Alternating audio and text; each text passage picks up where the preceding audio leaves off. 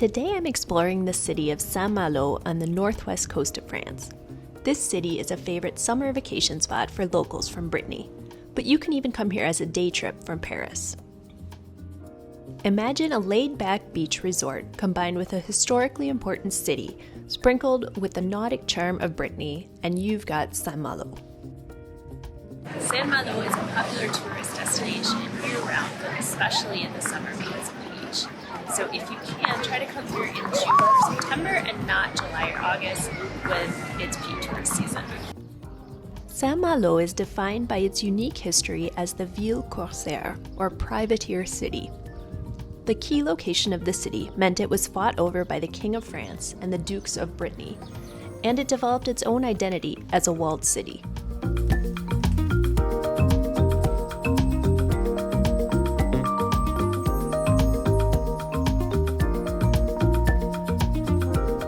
Saint-Malo is a walled city, and you can walk all the way around the old city on the top of these ramparts. It's free, and it's pretty cool. Before planning your day at Saint-Malo, you're going to want to check the tides. At high tide, you'll see very little beach, like behind me. But at low tide, you'll actually be able to walk all the way out to the fort, right there. So there's a very big difference. Inside the fort, there are a number of cannons, and also the tomb of famous French writer Chateaubriand. If you aren't interested in entering the fort, you should at least climb the rocks next to it to get an amazing view of the walled city and cathedral. Here's what it was like on a sunny day the last time I visited.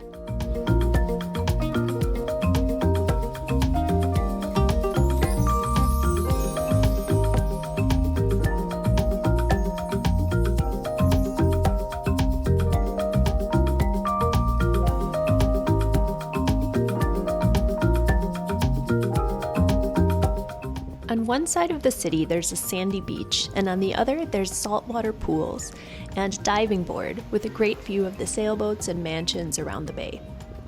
The rocky outcrops nearby mean that there are lots of critters that you can spot in the tide pools. All of the restaurants here have cidre.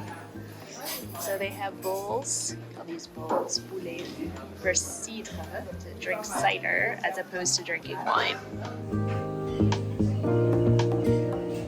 Along with your cider, try the regional galette, or buckwheat crepes filled with ham, cheese, and egg. You can also find excellent oysters that are raised nearby. If you still have room for a little something, you're going to want to get a kouign-amann. They are a round, flaky pastry that's mostly butter, a little bit of sugar, a little bit of flour. I'm not sure if there's some eggs in there, but they are amazing. They are melt in your mouth, and you can find them, especially here.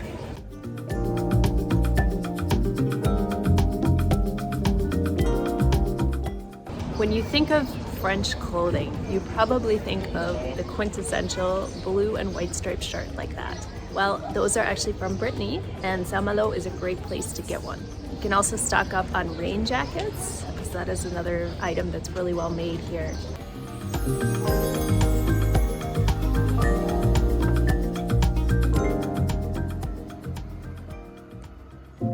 If you are into history, one of the best places that you can go here in Saint-Malo is the Demeure de Corsaire. This is the house of a privateer, and you can learn all about privateer history here. So a privateer was essentially like a pirate in that they would pillage and attack other ships on the water, but there was one really important difference, and that is that they had the permission of the king to do this. So when the king was at war with another country, he would seek out privateers and give them permission to go pillage other ships and take whatever they got. So that little document giving them permission was very important, because if they were captured, they were only sentenced to prison for 6 months. But if you were a pirate and you were captured, you would be hung. So big difference, little document. And that is how Saint-Malo got built up as a city. They became a home for privateers, and those privateers made a lot of money pillaging other ships.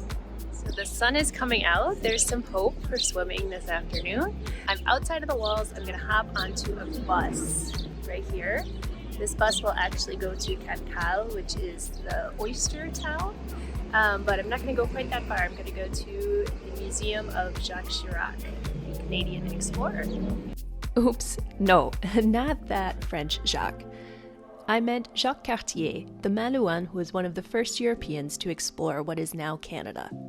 All right, I'm off the bus and I see another statue of Jacques Cartier, so I must be on the right track to the museum.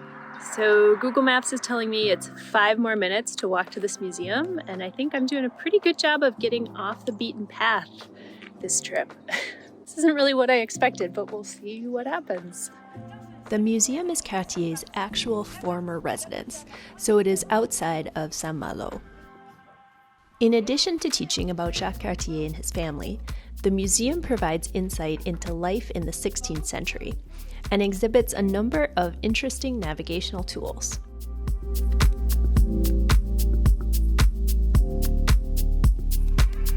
Jacques Cartier is buried in the St. Vincent Cathedral in Saint-Malo. The cathedral was built in the 12th century and was fought over for centuries.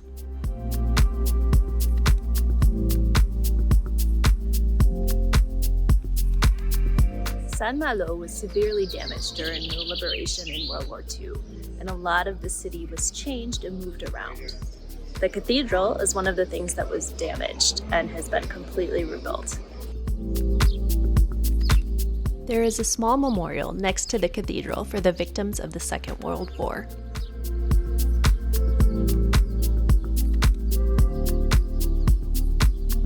Whether you come to Saint-Malo for the history, the beach, or the city itself, you'll be sure to have a great time in the Ville Corsaire.